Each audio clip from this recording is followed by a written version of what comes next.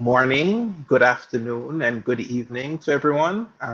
Thank you for joining us in our third and final Digital Democracy Series discussion for this year.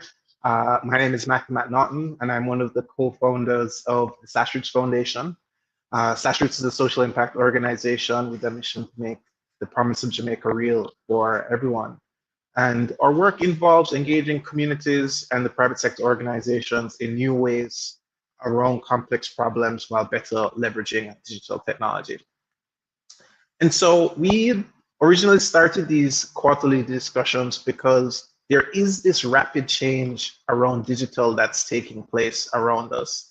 And there's a need to kind of engage with some of the questions that are being raised, but also to create space for engaging in that discussion.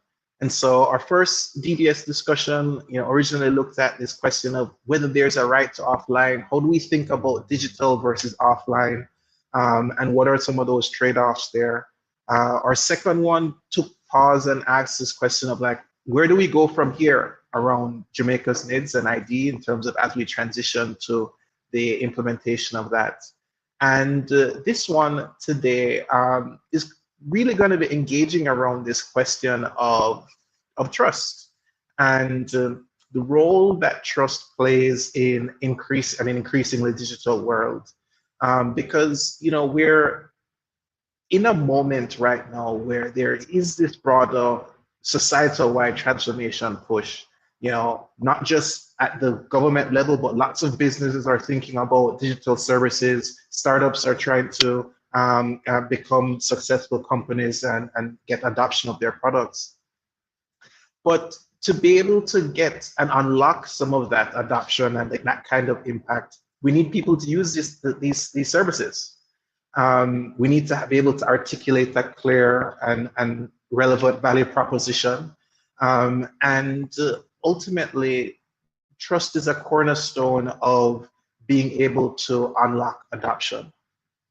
And yet we're at a moment where trust in institutions, trust amongst members of society is really is seeing an unprecedented decline in traditional institutions, and obviously a general growing trust of large platforms. And so we thought it was a useful and relevant topic for us to dive in today as we engage with this broader problem of digital transformation.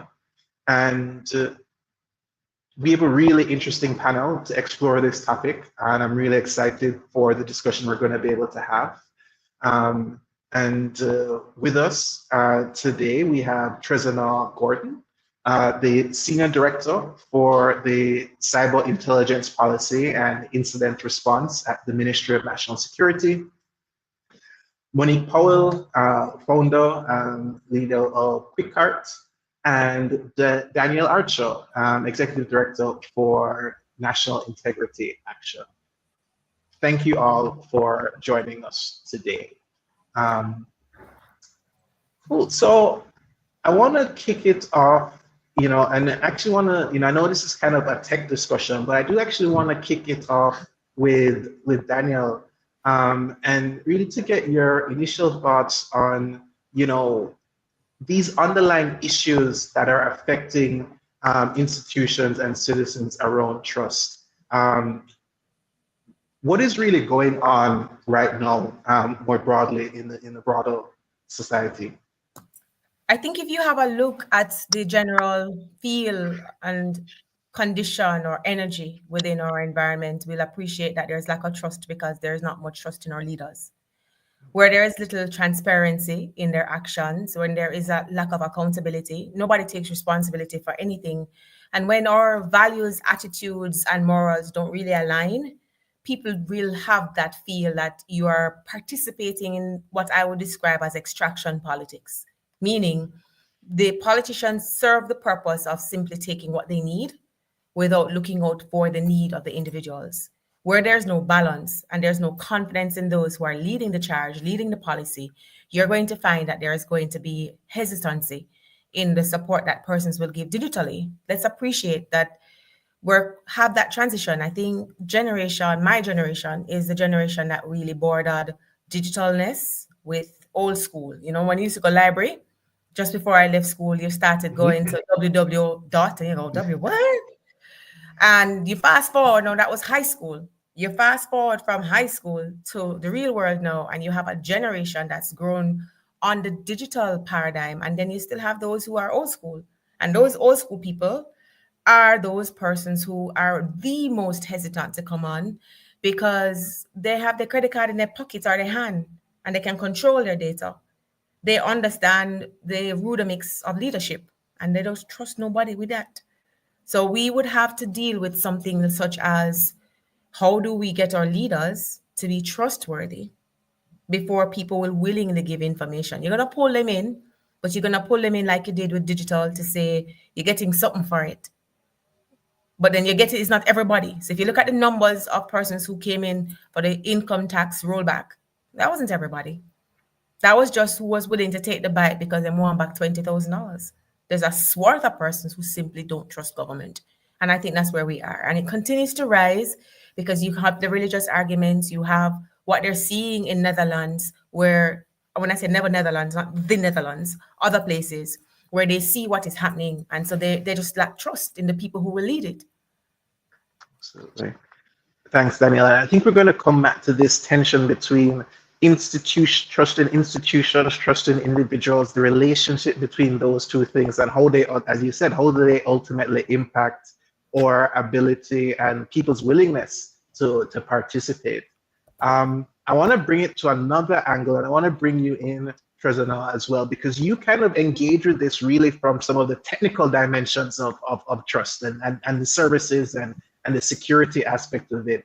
Can you talk a little bit about how you think about that and how that affects kind of willingness to participate digitally?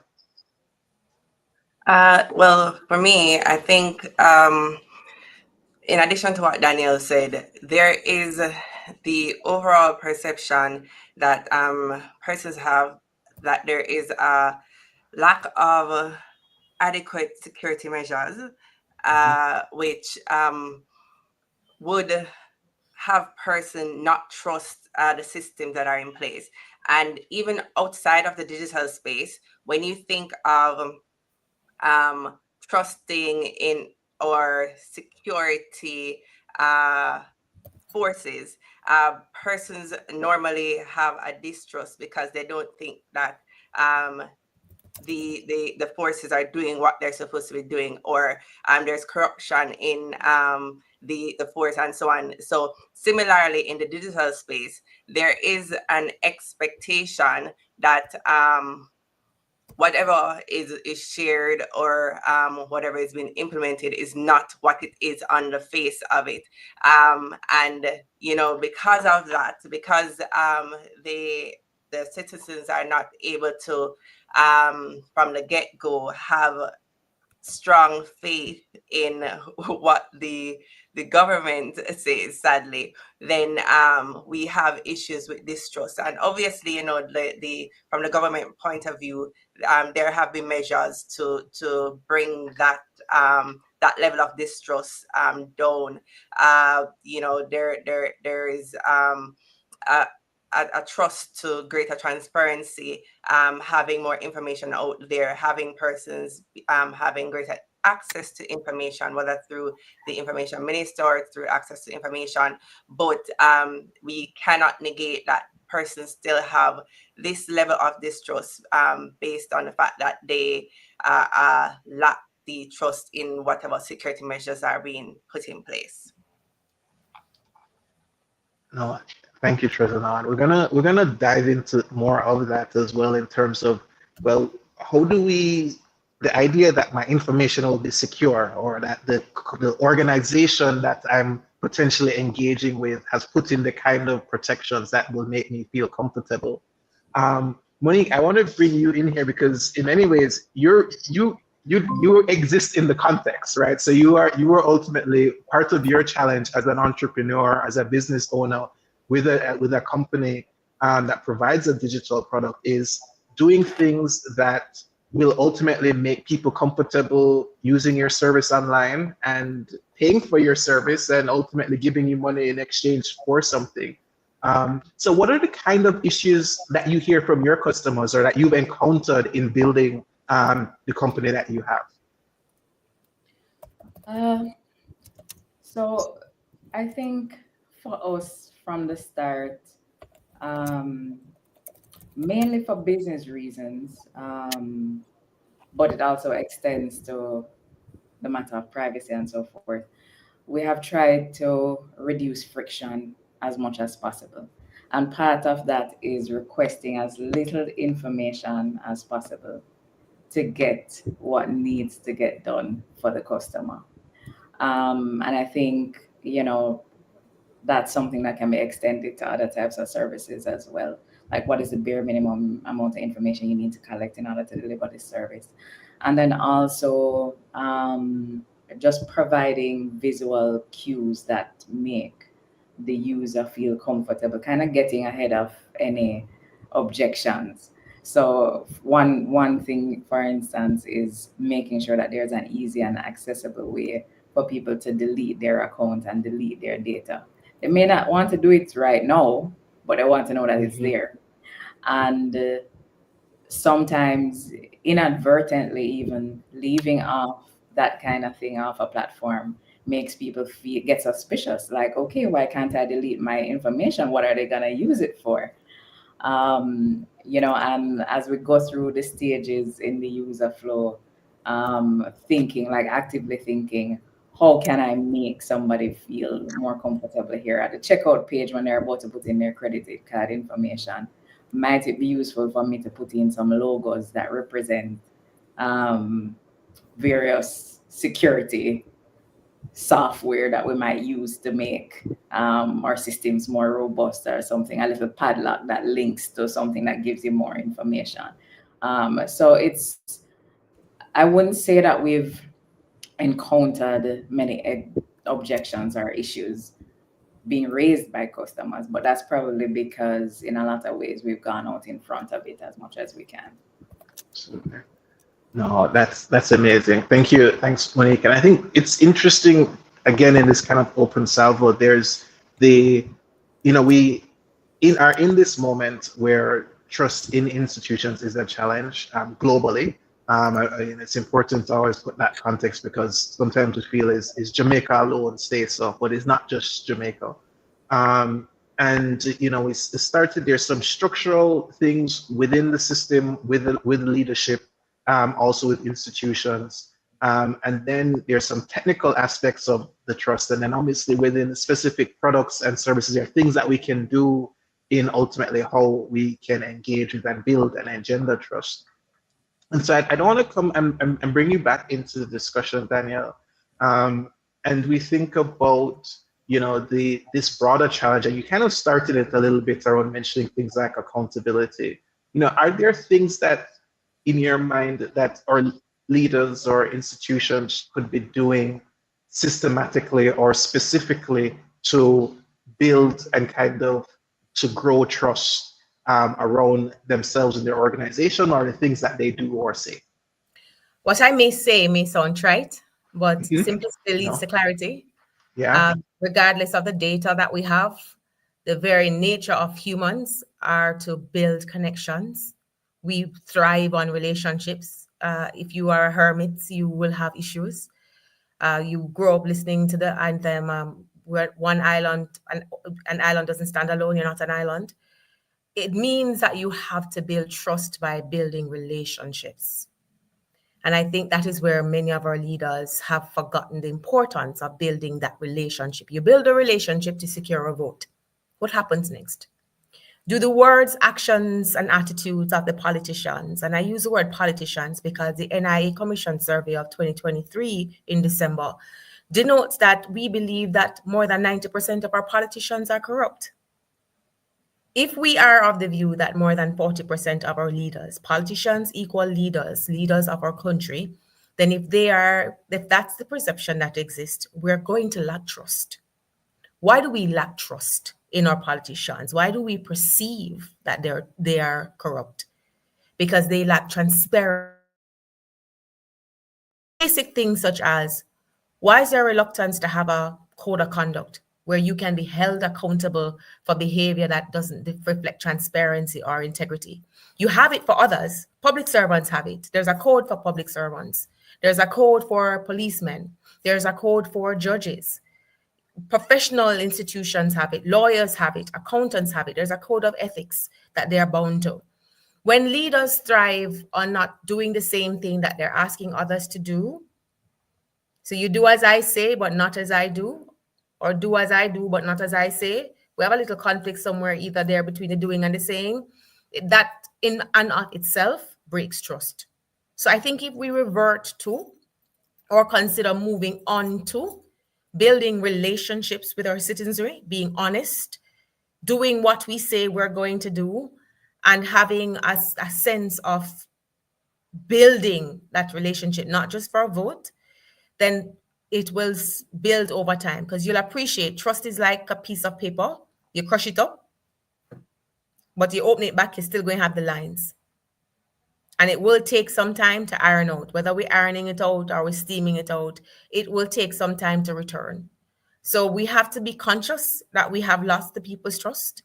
We have to be desirous of wanting to build the people's trust.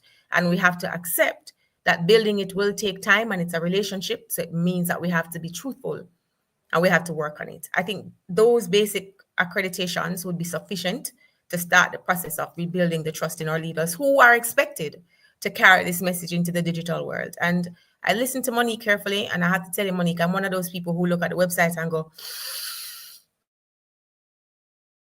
all right, how safe is my card on this? And I appreciate what you say, because we are looking to trust you. So we look to entities for the symbols to see whether or not they are into any discussions. Their name calling anything that is untrustworthy. And because we never hear your name mixed up, we say, yeah, man, we can't trust quick card. You can just buy and you get your things quick time. And nothing happen to your card. It's the person who leads. Do we trust them? And we do that by building the relationships, by doing what Monique said, looking for things that people will say indicates that there is trust. Thank you very much, Daniel. I appreciate that. And I think this is a good segue back to bring you back into the discussion, Trezor, because where you sit, you kind of, you're working as part of the cyber response team. You have almost like a horizontal view, both for the public sector, but also your context into what's happening regionally. What are the kinds of things that are the advice that you provide to, and kind of the risks that the advice that you provide to the public sector, the different organizations that you're working with, but also the kinds of risks that bad actors are trying to kind of undermine within the context of public services and digital systems online? Okay, so from where I sit, I think I'm uniquely placed because within the ministry, we focus a lot on the policies that are necessary, and kind of linking the different stakeholders within the government, and also within private sector and the NGOs.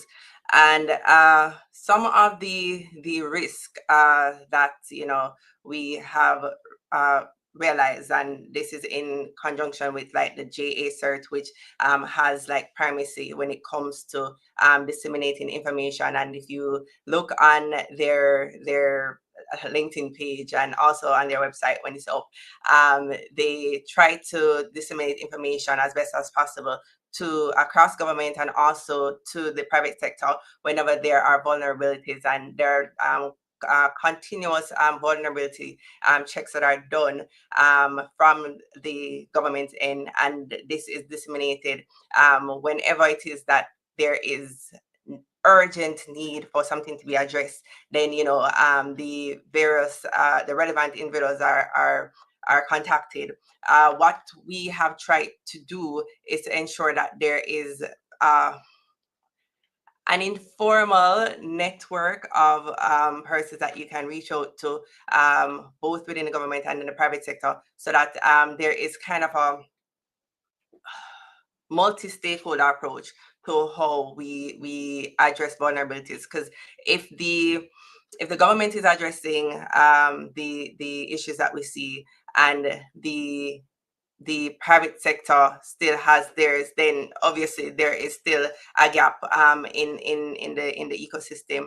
And as such, we try as best as possible to ensure that there is a level of communication and collaboration through, as Daniel would have said, building relationships with both the government and the private sector, and to some extent the NGOs, to ensure that we are on the same page when it comes to developing and responding to vulnerabilities that we might discover.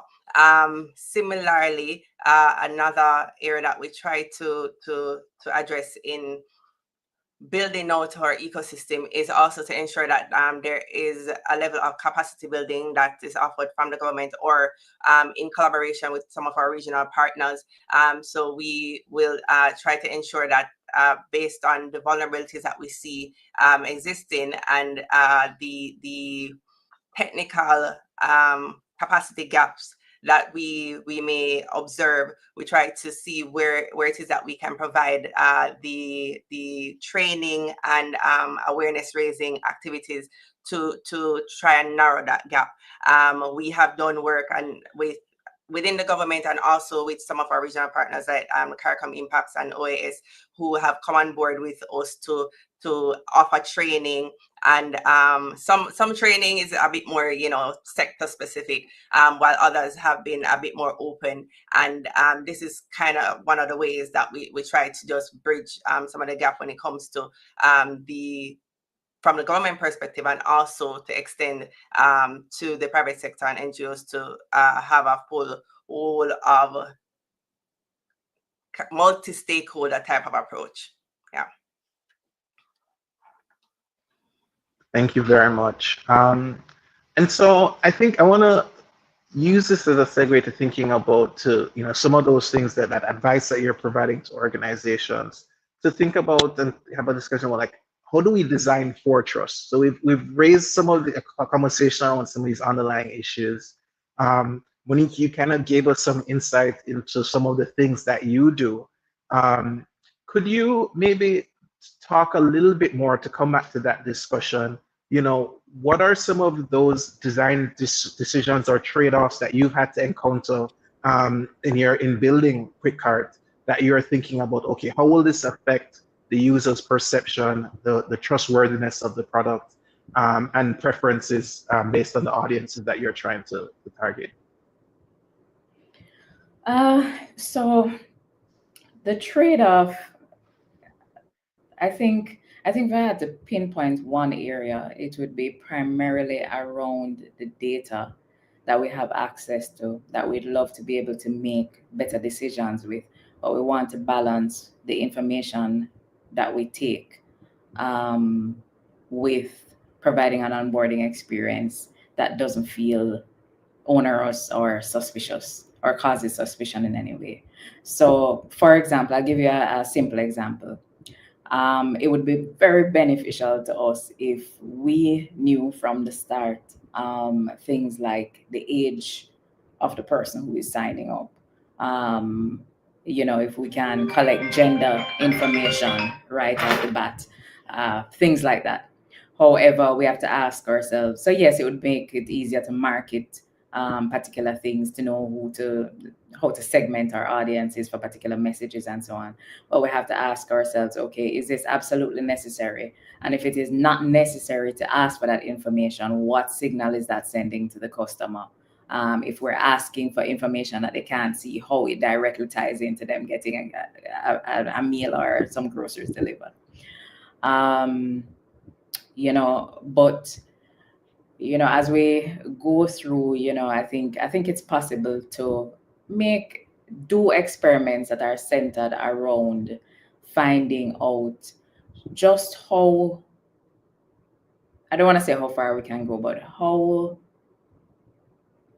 can we learn more about the user without alienating them. And there are ways to do that. You can track the user journey, for example.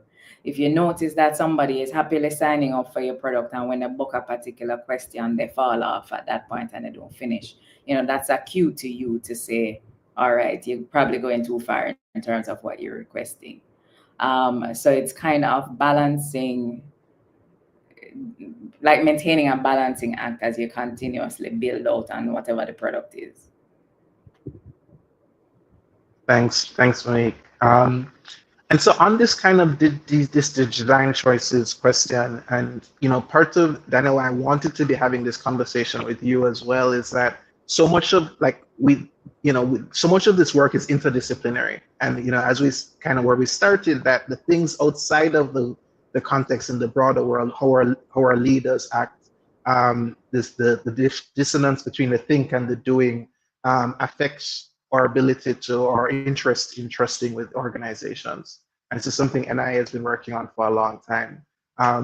As you engage with this, think about the work and the advice that NIA provides, are there specific kinds of habits, practices, behaviors that you think are more organizations can do to incorporate and to communicate and build trust with the audiences that they work with, and incorporate the values and concerns and preferences that we see Jamaicans have and raise about the leadership and organizations?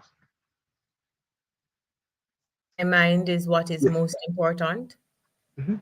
And I say communication because for many years and in my own experience, we take it for granted that everybody's on the same page with you. Everybody understands the words that you use, the lingo that you use, the expressions that you use. And so I think we have taken it for granted that NGOs, depending on who starts the NGO, depending on the background of the leaders, that you speak in a voice that more often than not is above the heads of many of our Jamaican people. That's because some of us on the part of NIA were either academics or lawyers. And I've had to learn that it's not necessarily the best way to communicate. The NIA Commission poll of 2023 showed me that a lot of time was spent talking about the gag clause. When you looked at the poll, less than 20% of the population understood what the gag clause meant. And I had to go, what? I've been on the radio, I've been writing, I've been talking. How is it that nobody understands how important this is? What it means? I have to change how I communicate. I have to put myself in the feet of the regular Jamaican, the one who is at the bar, the one who sits at the corner playing dominoes, those in the taxi, and communicate to them in a manner that they will understand. It means demonstrating empathy whilst at the same time providing information that they can use. So I think as we try to strengthen civil society here in Jamaica, one thing that is clear, how we communicate. We have to communicate, identifying the different target audiences that exist in Jamaica and speak directly to them, with them, and understand their needs. When I say to them, it's not to tell them what to do. It is to craft it so it appreciates who they are, so that when you speak with them, they understand. And I think secondly, we need to work more in tandem. Slash Roots, NIA, JFJ, all the NGOs that have a special place. You've all carved out a niche. I think for greater success, we need to strengthen civil societies in Jamaica so that we have a better foundation on which to reach the different support groups that we may have, so that we can able the transition to the digital phenomenon. And that is what is going to be important, because civil society is trusted much more than our political leaders, because we actually agree and accept that we come from the belly of the people. Absolutely. No, thank you very much, Daniel. And I have a follow-up question on you on this, and it's something I'll also pose to the other speakers as well. And this is a debate I have with a colleague of mine, that in terms of adoption of technology, and often, and Monique, I'm sure you hear this often, is that you need to solve the user's problem. What is the value proposition that you're presenting to the customer?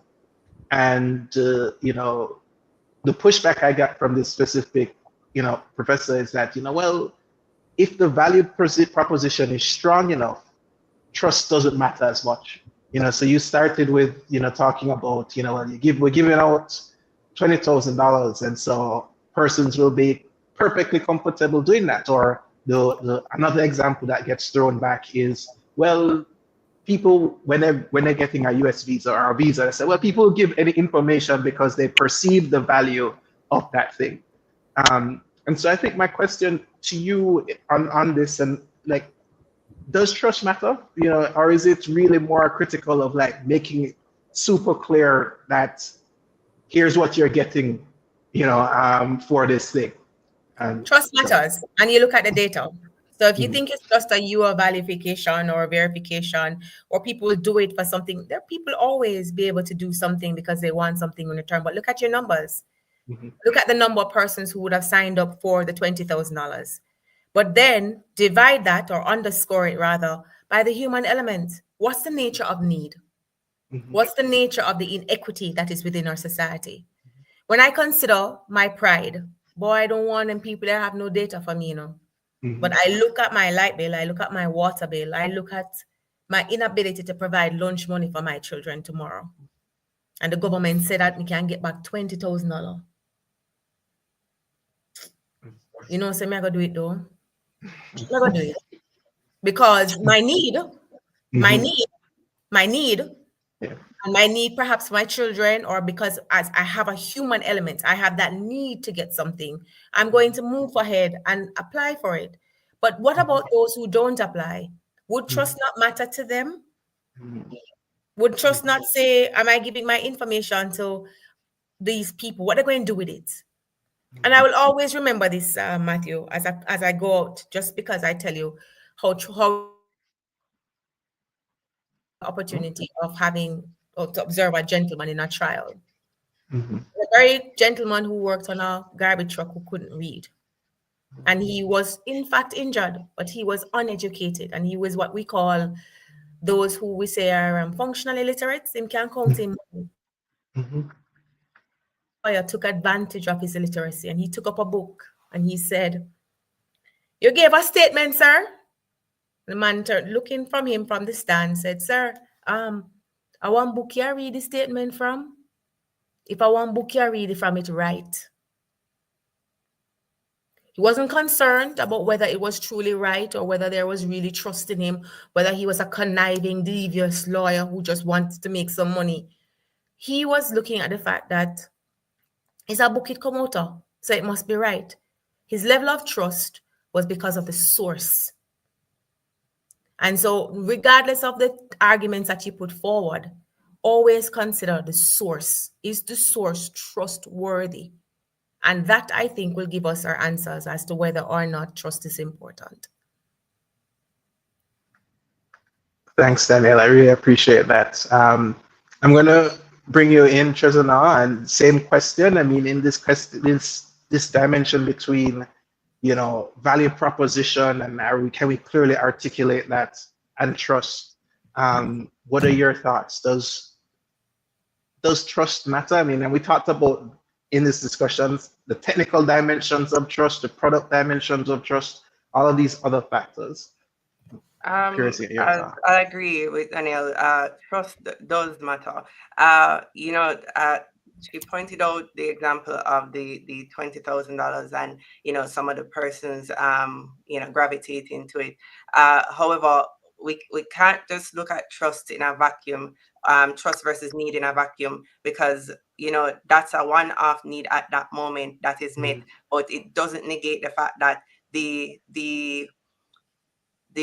pull towards the system was not because they trusted it, but because there was a greater need. And in the future, should there be need for trust in another system, the issue will still come up that, what is going to happen to our data here, or what is going to happen to the security of our systems in this case. So trust is, I think, one of the key components in putting forward any type of product or platform, not negating the fact that yes, you can use other methods that will temporarily allow for buying, but in the long run, for us to get a full-on buying, there is need for trust. Thanks, Josna.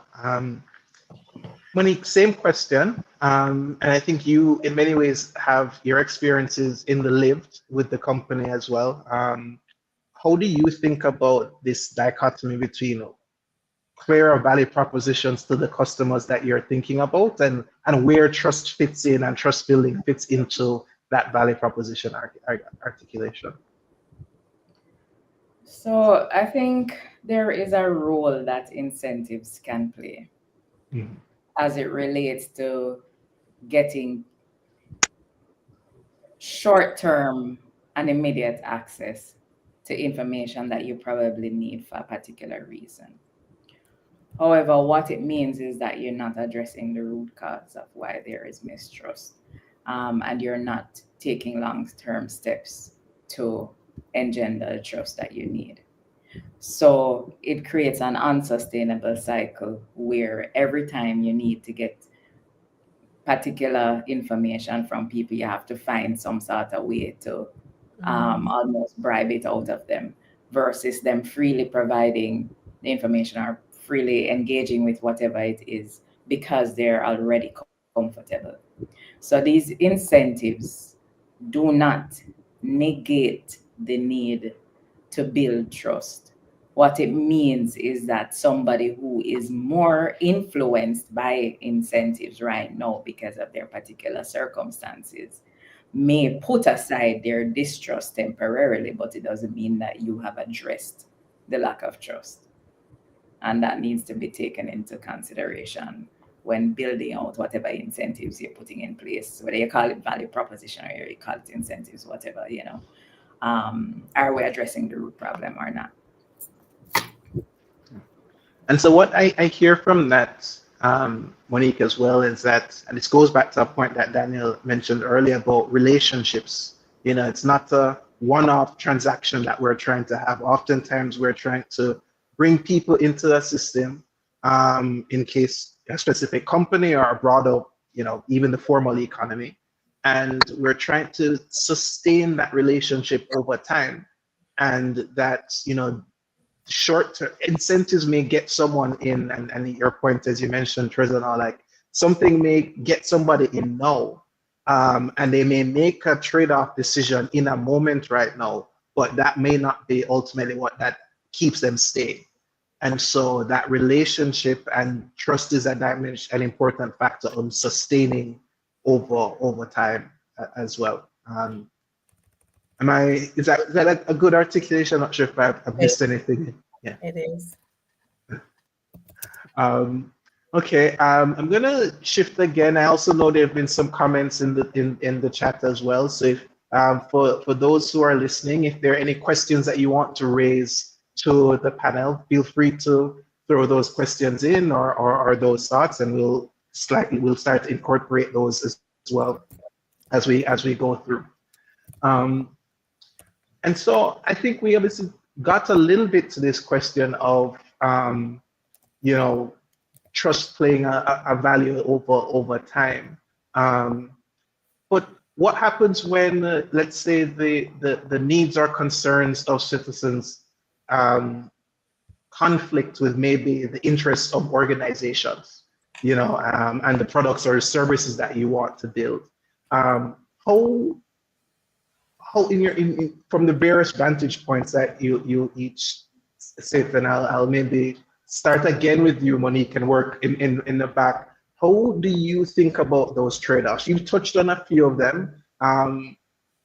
What is kind of your North Star, or your kind of framework for thinking about what might the customer care about versus what might create value within a company, or even a product that you might want to have or service you might want to provide later?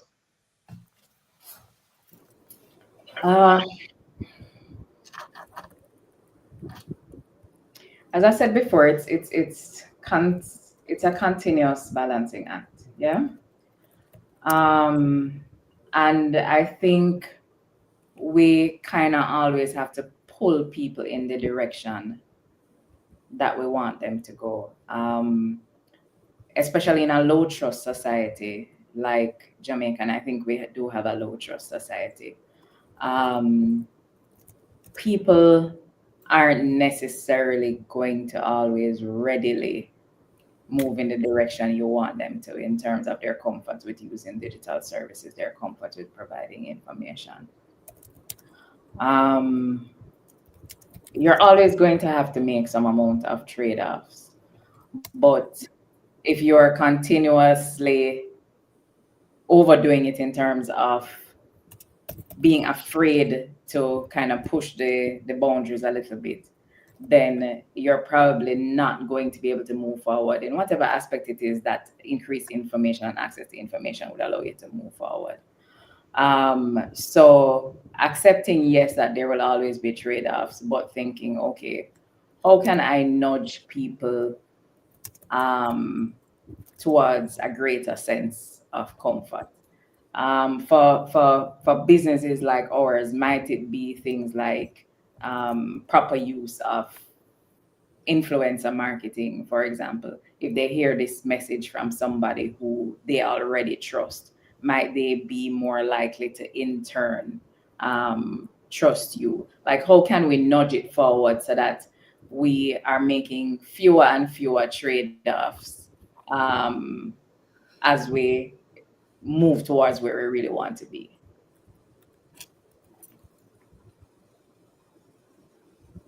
Thanks, Monique. I'll pass to Daniel on this one as well in terms of the trade-offs between what citizens care about and their concerns, and creating value. And I think where I will add as a prompt is that sometimes, certainly in the social political dimension, there's this issue, well, the bureaucracy is in the way, and the bureaucracy is an inhibitor to creating value for the public. And so I'm curious as to kind of, and I'm sure that's something that you have to engage with often in some of the at work organizations and individuals that you work with. What can we learn from the trade-off between the rules versus social value that we could bring into this discussion that we're having as well? I think a little bit about consistency, and we have to remember that trust, no matter what the platform, is always important. So it's how we communicate it to individuals. We have to remember that there is a transition phase. Not sure if you recall when we were going through COVID, and Scotiabank was transitioning to having a digital platform, and how person said, "But what about the elderly? How are they to get on to the computer? How will they know?" And steps had to be taken to bring them in by training them, teaching them. So greater effort has to be done in doing what no longer public awareness, but more public education, which are two different things, and utilizing persons for whom people see who are trustworthy. That, I think, will help in making the transition. And most importantly, no matter how far we go, I think the human element is always important. It becomes even more so now. And so it means that there has to be that balance between presenting the data or the information or bringing persons in, looking at where they are, the inequalities, the needs that exist, and speaking to them, as I've always said, with the empathy, knowing that there is a solution to their particular crisis or a solution to their particular need. And how we go about that, I think, will engineer some amount of trust. Thank you. First thoughts on this in terms of, from a security perspective, but just based on where you sit, how should organizations think about prioritizing the concerns citizens are raising and introducing different products, services, features?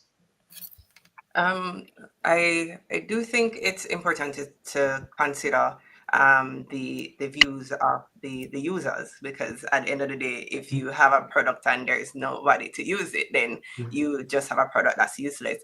However, there is need, as Daniel said, for public education, because a lot of times one of the reasons for distrust is the lack of information and lack of knowledge. So and in providing the awareness and the education, it allows persons the ability to now be able to see how this is useful and why it provides a greater value for them. I remember in a quick chat I had with a former president of Estonia. You know that Estonia has a full-on digital system, and I asked how is it that they got persons to buy in so easily.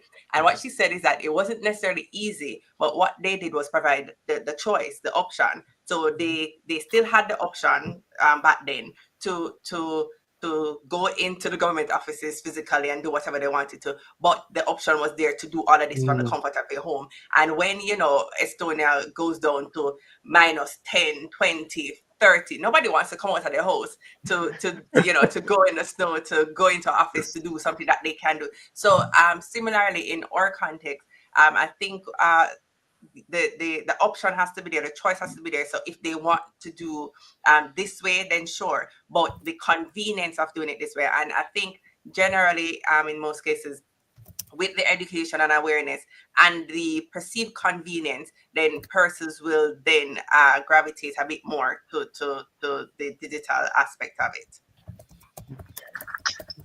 So thank you very much, Trezona. I want to actually, I see there's a question here from the audience around from, if we could bring it up, yeah, around from Deirdre, does the panel have thoughts about compulsion? You have to rather than you may choose to. And I just thought, you know, you just spoke to that a little bit, Trezona, but just thoughts from any of the others around this idea of, you know, should we force or require users or citizens to do things rather than leaving it up to option or trust? And how do you think about that more broadly, or in the case of specific products that you might be working on? And I'll open it up to that, but Trezona already spoke to it, so maybe Daniel. Well, I think earlier I had said that there is a place for incentives. And I think in cases where you absolutely need people to come on board with a particular thing, there might be some room for that there in cases where you don't want to mandate. Because I think setting mandates, first of all, we are, as culturally, I think where many of us are very rebellious as a people. And telling us that we have to do something is probably the surefire way to ensure that a lot of us are not going to do it. Yeah. True that. But how do you keep that cultural consideration in mind and still get the thing done? And if it is something, for example, that is like critical to national importance, a critical matter of national importance or something like that, in those cases, I think that is where you employ the incentives, where you say, all right, these are all the very good reasons why you should do it. And you lay out the rational reasons. Because you don't want to assume that people are not going to understand if you explain it to them, even in lieu of the incentives. So you want to explain to them why it's important. But in cases where you need them to do it, attaching some sort of incentive in addition to explaining the underlying reasons for needing them to commit to this might be more effective than trying to tell people that they have to do it. Absolutely. I think there's a different way when you talk about compulsion, because you can be compelled to do things by incentives using, and it's the beauty of the English language, encouragement, strongly encouragement. During COVID, we learned the word moral suasion. But I think while you do all of that, one of the things that we must remember when you talk about compulsion is capacity. In Jamaica, if you were to compel everybody to go on digital, you would create another swath of inequality, because not everybody has a device. Yes, that's why we have institutions who are donating to schools. Not everyone can afford internet. Have you seen your internet bill lately? For us to be able to do StreamYard or to have Zoom meetings, we have to pay 2 digital service providers because one of them must pop down. Not because you can't afford to, but because the job must go on. So when we talk about compulsion, we must also reasonably consider whether or not we have the capacity to do so. And if we do have the capacity to do so, then it falls therefore that we can encourage people to do it. Because like you properly said, me first would have lived that I lined it when you tell me say me have to. Because the only thing I feel I have to do is praise God, pay taxes and die. So Mhm. when you tell me I have to, I am going to find a reason that I am not going to. But I think we take all of that into consideration and balance it with the capacity to do so. No, thanks, Daniel. And Tristan, I don't know if you had any other thoughts on this question of compulsion. You kind of gave us the Estonia example, but in that shift between have to, may, and mandatory, any other thoughts there? Really, I just agree with what, especially what Monique was saying. Monique raised a point beautifully that historically we are not people you can push around. So if you give us that like it's mandatory, we have to do it, then it automatically you're going to come up on a roadblock. It's going to be a brick wall. So it has to be presented in a way that persons, even if they don't, it's perceived that there is choice and that you are making this decision because it's sometimes it can be that they believe it's best for them, or they're persuaded in through incentives to go along. But putting it out as compulsory, I think that's the easiest way to have something fail.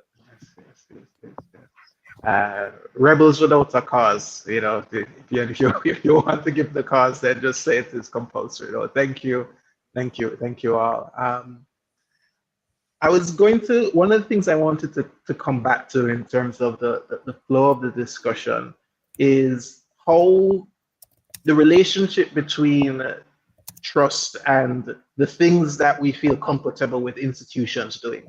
And so, Tristan, one of the things that I really like about the Estonia example, and I've spent quite a bit of time with colleagues and made a few friends from there, is this idea that when we do the work to build trust, people are more comfortable to trust us to do things either on their behalf or with their information.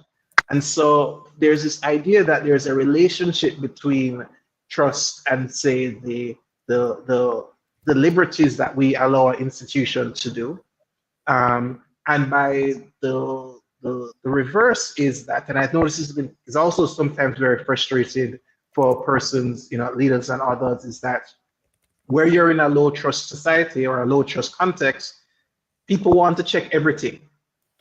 So they don't even, you can't even, I think, a debate last year about, not to go too deep into this, to even increase the age of a particular public official becomes an issue because there's low trust in the institution and the system. And so this relationship between trust and choice that we give to, and liberty that we give to institutions. I just wanted to maybe get thoughts or reactions from the panelists around that, and your thoughts on those things. I'm sorry, we broke up. I couldn't hear clearly what you said. Sorry, the relationship between trust and the options that we allow or are comfortable with institutions doing on our behalf. I think that has a lot to do with what I mentioned earlier about public education and awareness. Who is leading the charge? Who is the company or the entity that we're being asked to sign up for? If you think about it, where we are in Jamaica, we will more likely sign up with a bank than we're going to sign up to shop with a Jamaican company online. Think about the options, the operatives, the people that we trust. We're more likely to sign up with the banks than the government. Why is that? Because then we start to talk about whether or not we have the legislative capacity. We don't have many of the laws that our foreign counterparts or cousins have that speak about strengthening digital trust. We are way behind the eight ball when you think about the legislation that is required to protect individuals in the digital space. And we tend to be reactive as Jamaicans or Parliament when it comes to having legislation that protects us as consumers in the digital space.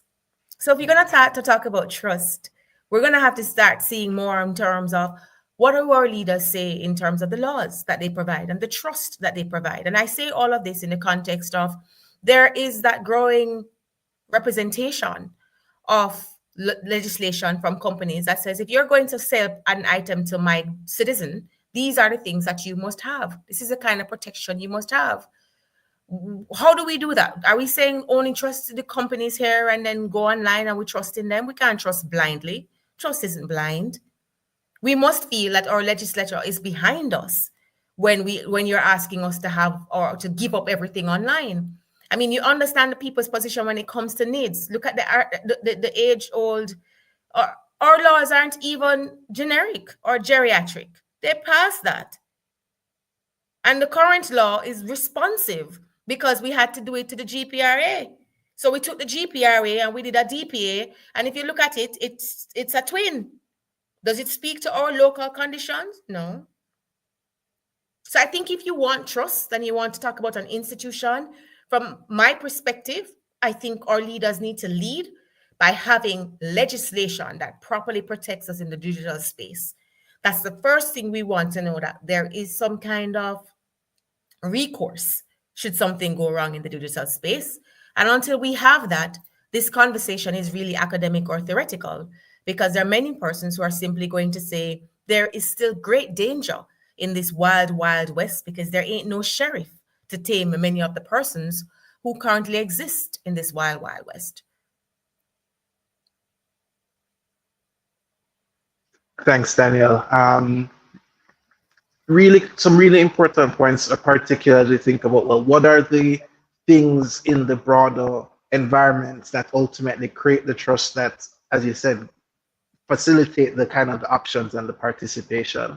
Um, other thoughts, Trizana, Monique, on this question of the relationship between trust and what it allows you in your organizations or in the context of government to be able to do?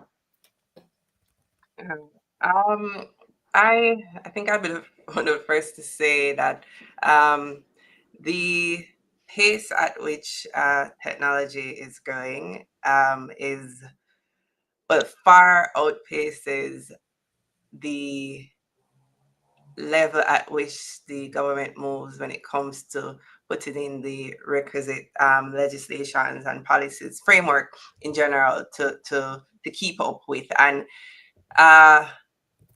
this isn't necessarily a Jamaica issue, but it's a global issue. If I can note, there is a movement, I think started in 2021, to develop a global cyber crime convention.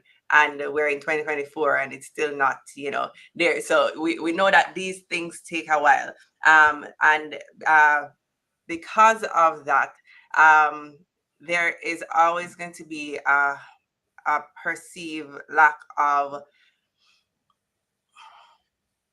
interest, maybe, on the government part, that the government isn't doing enough, or is it doing what they should do. And there is always room for improvement. There's always room for us to do more.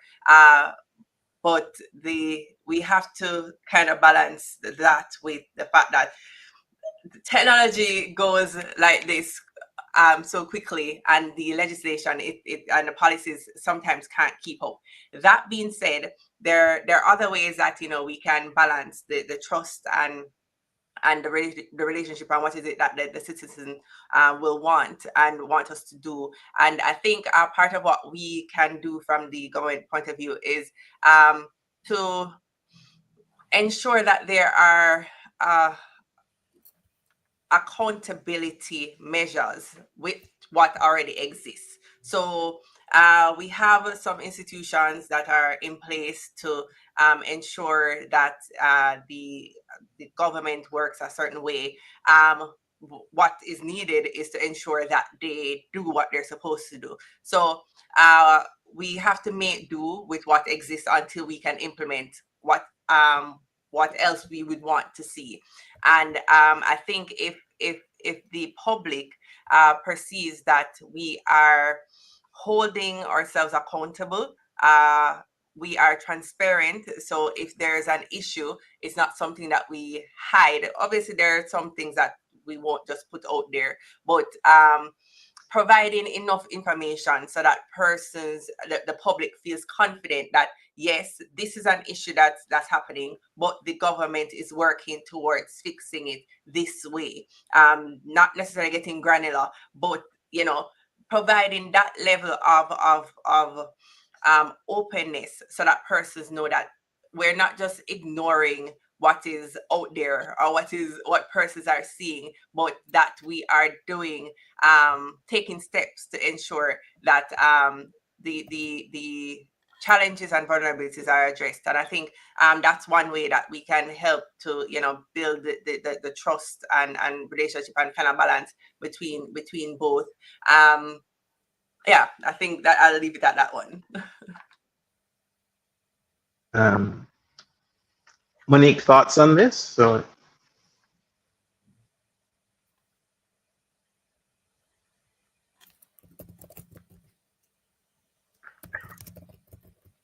I think you're muted. Sorry. Oh, yeah, sorry. So a lot of my thoughts around your specific question have already been expressed Mm-hmm. by the other two persons.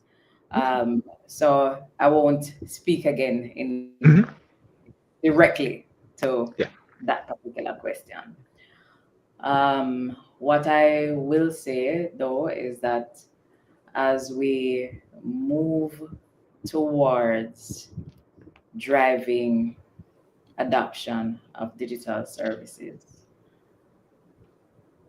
the government in particular has a role to play, and its agencies, in ensuring that we're not looking at this in silo, and that all the signals that we're sending in every way engender trust. So when there are things that happen that show that we have a high tolerance, for example, for corruption, and that we're likely to push it under the rug, what it does is raise the question in somebody's mind: for the right price, can Right. somebody access information on me that can be used to harm me in some way? For the right price, can somebody access information that would cause me to feel great discomfort if it were to be made public? And if that were to happen, would that person go unpunished based on what I've seen in previous instances? So the matter of corruption goes a far way, and how the powers that be are seen to treat and the level of tolerance, whether it seems like there is a zero tolerance approach, or whether it seems like the approach differs based on how close that person might be to government and to particular positions and that kind of thing. So just a general thought there around ensuring that we or that those who have the power to influence perception don't look at this in silo, but look at how the larger factors influence the way people are likely to give or not give freely of their trust. Absolutely. Thank you so much, Monique. I'm also seeing time, and so I want to, give all of the panelists that may have sounded like some general thoughts, an opportunity to give some final thoughts, and also open up if there are any other questions in the audience that we want to cover, but want to maybe give the panelists some space to kind of think about, well, on this topic, on this discussion, are any closing reflections that you might have as we look to wrap as well.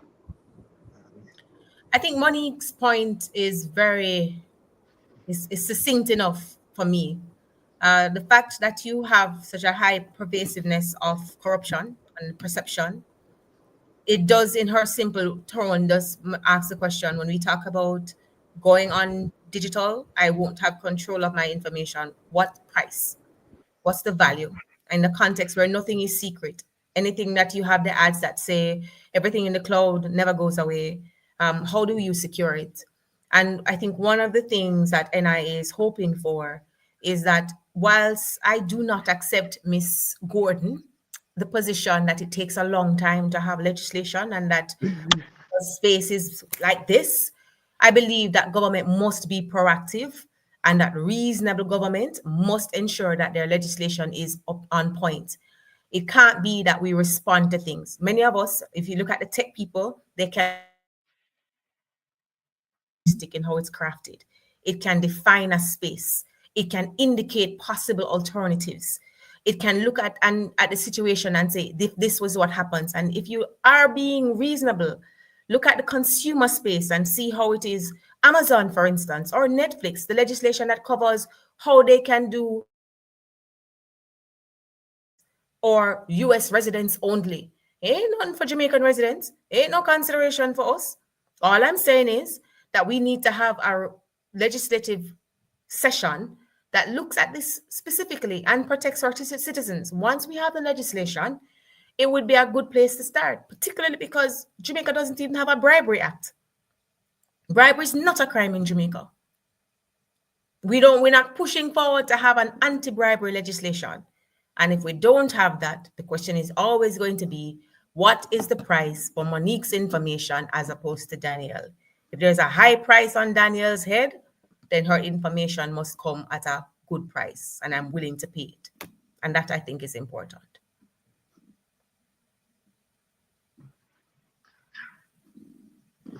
Thoughts, Trezano? Yeah, I think I'd want to add just in wrapping up that in order to build trust, I think something that came out throughout the conversation is that the people need to be heard. They need to see that they're being heard, because from our end, there has been a lot of consultations when it comes to whatever processes they're having. There's consultation, open consultations with the public, then expert specific consultations, etc. However, there are times when the final product is out that it may not necessarily reflect fully the views of that they would have received or we would have received from the consultation. So there is a greater need for the citizenry to feel, and not only feel, know that they're being heard. And I think that's something from our end that we can definitely work on.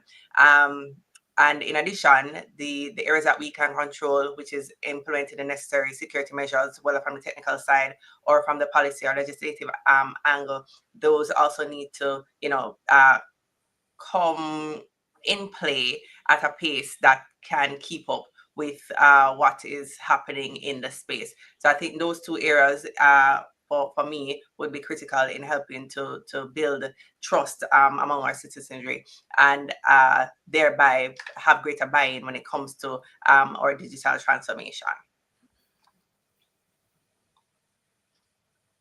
Thank you so much, Trezano.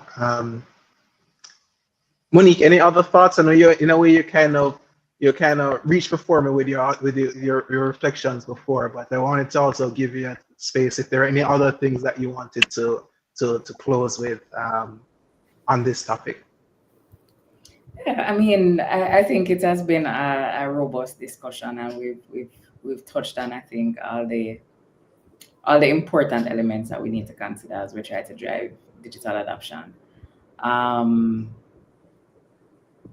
I think, on a more positive note, I think I can see, and I'm positioned to be able to see trends as it relates to increasing levels of adoption. And I can speak to the fact that people are becoming more comfortable now compared to several years ago when our business, for example, started. People are becoming a lot more comfortable with doing business online. with sharing the information that is necessary to do this business online, and just becoming more willing to trust even local entities than they were years ago. So there is progress being made, from what I can see from my end. So it's not a moving this even forward even more is not a lost cause, as long as we bear all the things that we previously pointed out in mind. Absolutely. No, and I think what I really appreciate the points from all of you, and if I can attempt to do a kind of recap, but I think what's been interesting in this discussion, though, I think we've both acknowledged that trust is a really important process for adoption, for getting people to engage, not just in one-off activities, but over time. And I think that was actually a really key point that was raised, that to be able to sustain engagement and participation in the ecosystem and in with a company, with a product, that kind of trust over longitudinally is important. But I think what's been really cool from the different points in which each of you kind of touched the elephant is that we've highlighted ways in which that trust building can happen in many different ways. I mean, I think we went just a while ago, Daniel, you raised and went forward again on this idea of legislation and what is the broader ecosystem that exists. And, I think there will always be that tension between, how quickly we do legislation in Jamaica. But also, I think, very reasonable to treasure that innovation is moving so quickly. And, that's a challenge that we see in many countries as trying to kind of figure out how they engage with the tech companies and the innovation has happened. But you guys have also raised, their accountability measures, how we communicate, how we engage in language that the audience understands is critical to also build trust and relationships over time. And then we also very rightly talked about actually there are product level changes that you can do. Like, there's excellence that can happen in the part of the ecosystem that you operate in. How you present your product, what are the things that you put in place, what are the technical measures from a security perspective that we put in place. Those are things that you can do to, in a way, operate above the median that exists within the ecosystem as well. And I think we can challenge, how I think Monica also talked about how much information that we're collecting. All of these little design decisions can play a role in the perceptions as to whether this is an organization that I'm willing to share my data, I'm willing to work with, or potentially to give my card or my bank information as Daniel raised. So this has been really helpful, and I hope that persons who've also been listening in have appreciated and valued that discussion. And that this is the work. We have to build trust so that we can work together as well. I'm seeing a couple comments in that I can take before we break, and one here again from Deidre.